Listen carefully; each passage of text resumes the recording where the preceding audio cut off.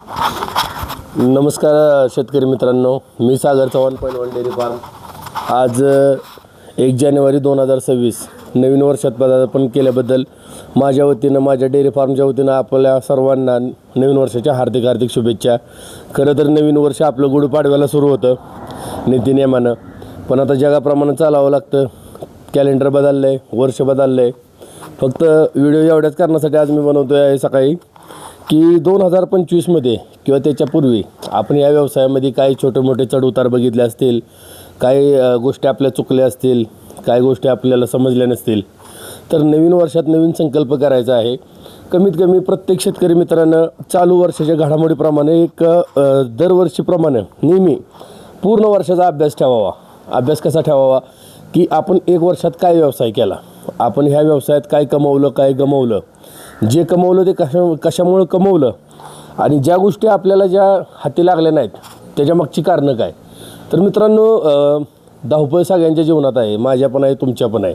पण जर आपल्याला एक यशस्वी व्यावसायिक व्हायचा असेल तर या गोष्टीवर लक्ष देणं खूप खूप गरजेचं आहे. मित्रांनो, मोठेपणा सांगायचं नाही.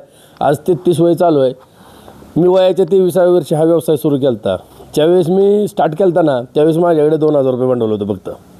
त्या 2000पासून आज इथपर्यंत आलो मी, तर ते असंच नाही आलो.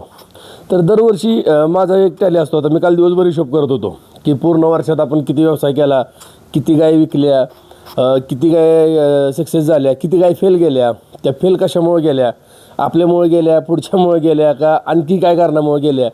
तर ह्या सगळ्या गोष्टीचा आपण अभ्यास करतो की बाबा आता नवीन वर्षात आपण काय चेंजेस केलं पाहिजेत, बदल काय केला पाहिजे. की फक्त गाय नाही, चारा आहे, खाद्य आहे, मॅनेजमेंट आहे, ते ह्याच्यामध्ये आपण नवीन काय करू शकतो.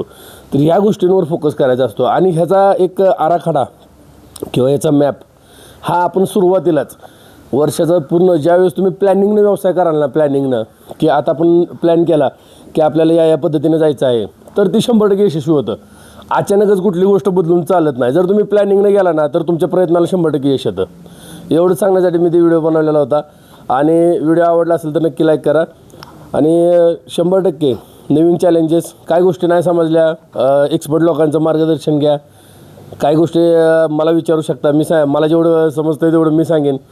पण एक यशस्वी व्यवसाय करा. झालेल्या चुका त्या सगळ्या ही करा, नोटीस करा, त्या कशामुळे झाल्या त्याच्यावर पूर्ण लक्ष द्या. आणि ती परत होऊ नये याच्यासाठी 100% काम करा. एकदा झालेली चूक परत न करणे हाच यशस्वी व्यवसायाचा मूलमंत्र आहे. धन्यवाद.